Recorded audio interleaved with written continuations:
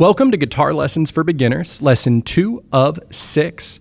My name's Jake with Guitar Gym Pro, and today we are learning, will the circle be unbroken? Last time in the first lesson, we learned our first 3 chords. We had a G chord, we had a C chord, and we had a D chord. If you haven't watched that video, if you don't know those chords yet, go ahead and go back and review those, and then come back and watch this one. So today's goal for this second lesson is we're going to work on changing between the 3 chords, understanding how rhythm works in music, and learning the chord progression for Will the Circle Be Unbroken. So the first thing we need to do is change between these chords. And our first chord change is going to be G to C. So we're going to start on our G chord. So we have pinky 3rd fret of the first string, ring finger 3rd fret of the second, and our middle finger goes to the 6th or thickest string. And remember, this one is a 6-string chord. Now to go to the C chord, all we do is we move our middle finger to the 5th string. And then we can practice changing back and forth between those 2 chords.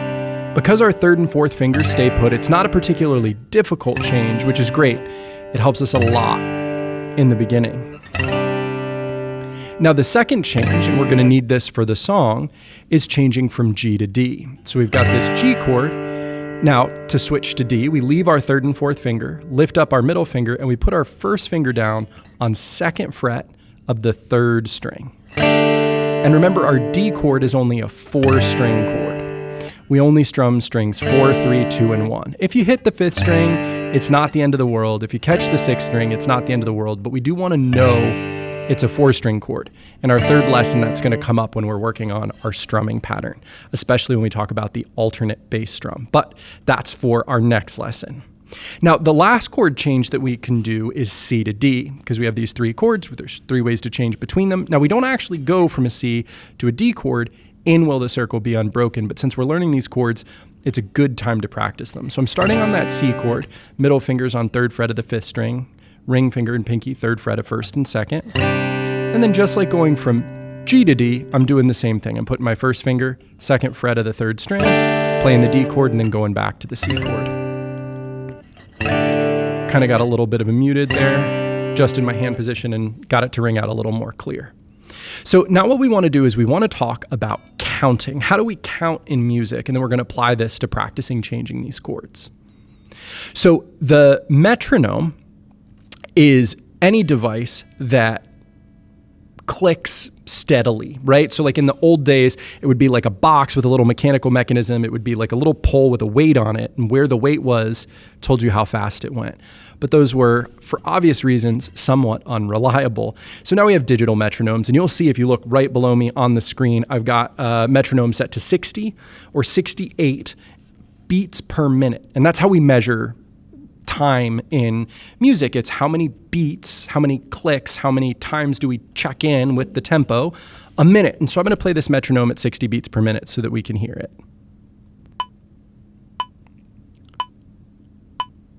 1, 2, 3, 4.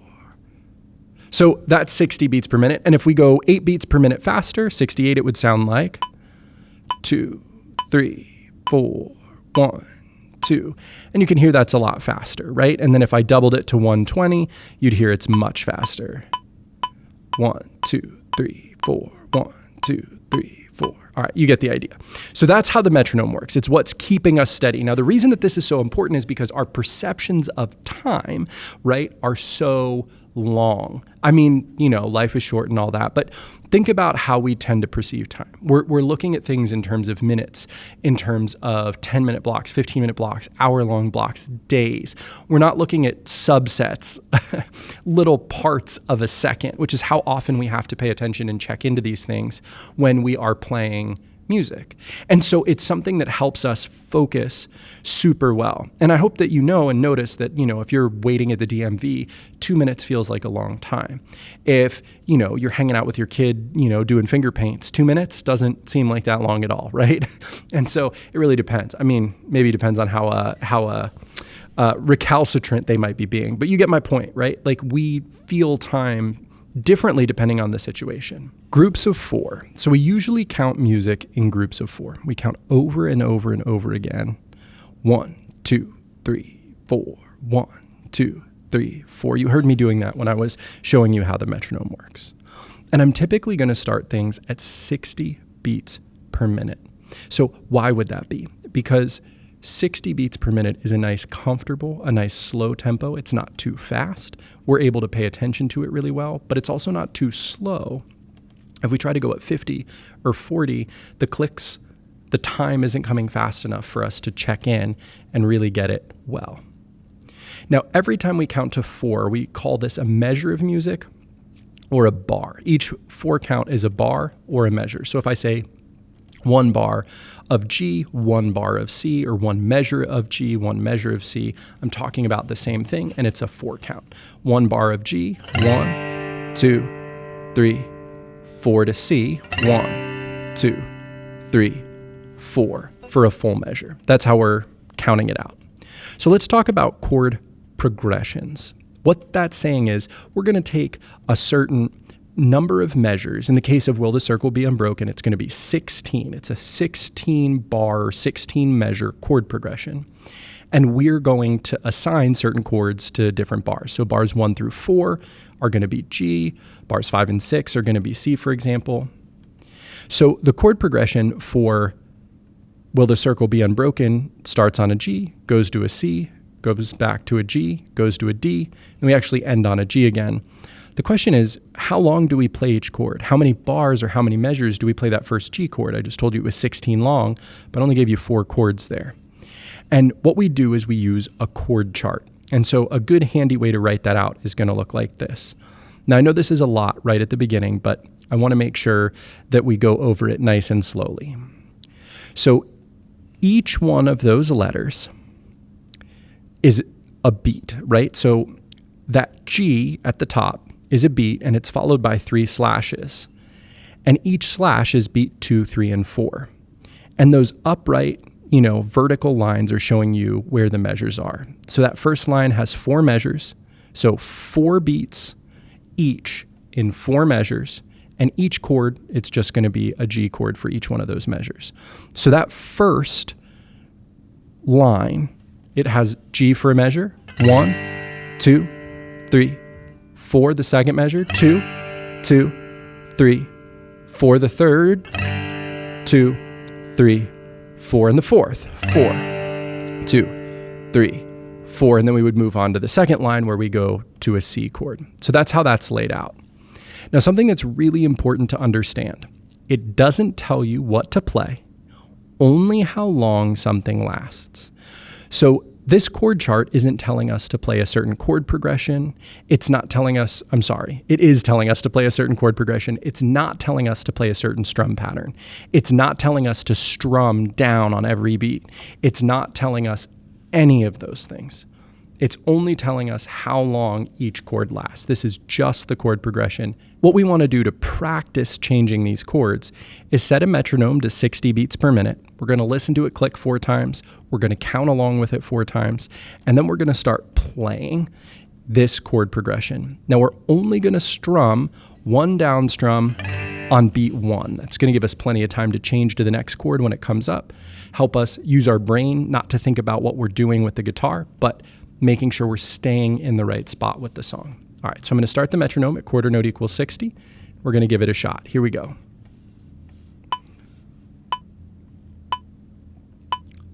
1, 2, 3, 4, G, 2, 3, 4, G, 2, 3, 4, G, 2, 3, 4, G, 2, 3, to the second line, C, 2, 3, 4, C, 2, 3, 4, back to the G, G, 2, 3, 4, G, 2, 3, third line, G, 2, 3, 4, G, 2, 3, 4, G, 2, 3, 4, G, 2, 3, 4, fourth line, 2, 3, 4 to the D, D, 2, 3, 4,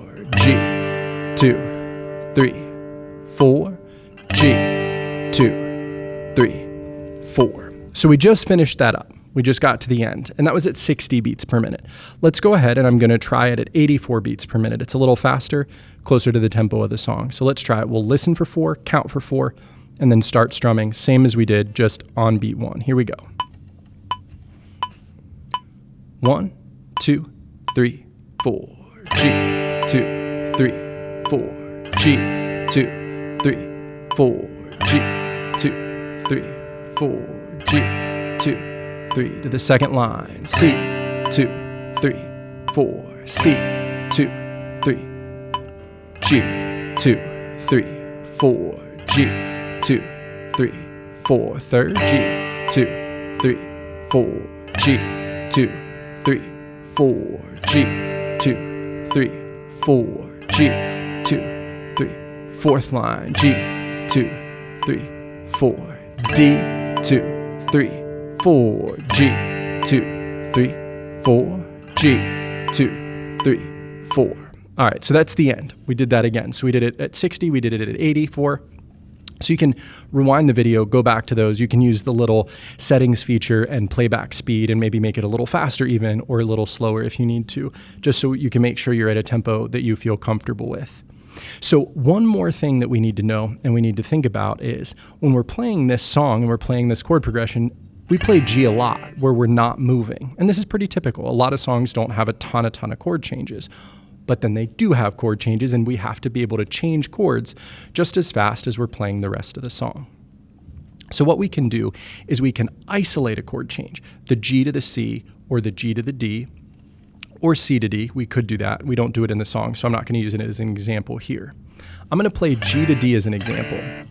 And what I can do is I can isolate that chord change, not thinking about playing the progression, but just thinking about 1 bar of G, 1 bar of D, 1 bar of G, 1 bar of D, over and over again. And I might actually set a timer, and I'm pulling up my egg timer that I like to use here, for 1 minute. And I might start the metronome at 60, I'll count in, and then I'll start my timer. 1, 2, 3, 4. G, 2, 3, and change to D. D, 2, 3, 4, just looping. G, 2, 3, 4 to D. D, 2, 3, 4, back to G. G, 2, 3, 4 to D. D, 2, 3, 4, halfway. G, 2, 3, 4 to D.